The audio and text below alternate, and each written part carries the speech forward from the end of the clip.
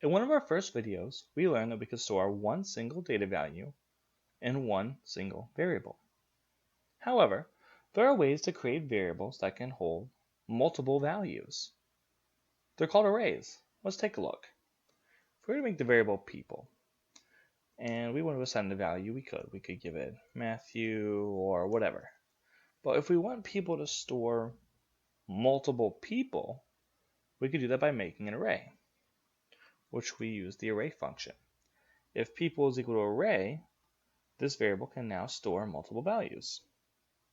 And we can insert these values if we want to populate it when we first create the variable by passing in arguments into this function, like so. We want to store Matthew in the array, and Marcus, and maybe Caitlin, and a John. Okay? So that means we have all of these different values stored as different nodes inside of the people variable, the people array. Now, if we want to access these different nodes and to retrieve their values, we can do that by indexing, which means that each value is referable to by its own number. So we're going to append some brackets on the end of our variable, and we're going to give it a number called a subscript. So you know what number your value is stored at by looking at this array call. It starts at 0 and is incremented by 1 for every value to the right. So Matthew is stored at the 0 node, Marcus is stored at the 1 node, and we keep going. So let's put a 0 here, and let's echo it out to see what we got. Echo people at the 0 node, and we get Matthew. So if we change this subscript now to be 1, you'll see we have Marcus, and so on. Now, PHP uses dynamic arrays, which means we can add new nodes to our array whenever we want. So if we were to have people, add a node that hadn't been defined yet, so it's we have 0, 1, 2, 3. Let's make it the 4th. We can give it its own value. We're going to call it Miles.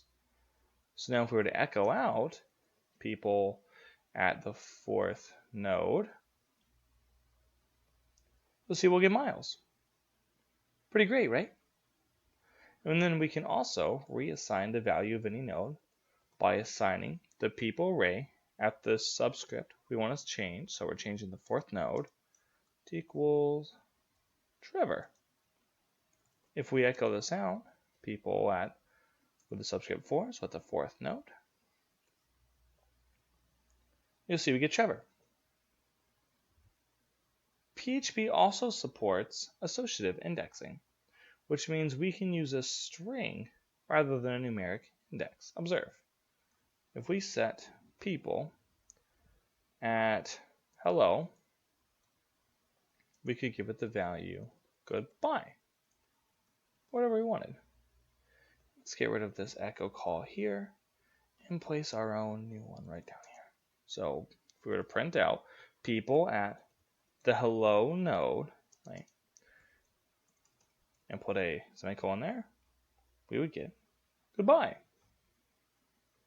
And that's called associative indexing, when the index is a string rather than a number. This is one of the great strengths of arrays in PHP. And just to clarify, we can store numeric values inside of our nodes. All my examples have been strings so far, so I just wanted to make this apparent. There we go. And this right here is the basics of arrays in PHP.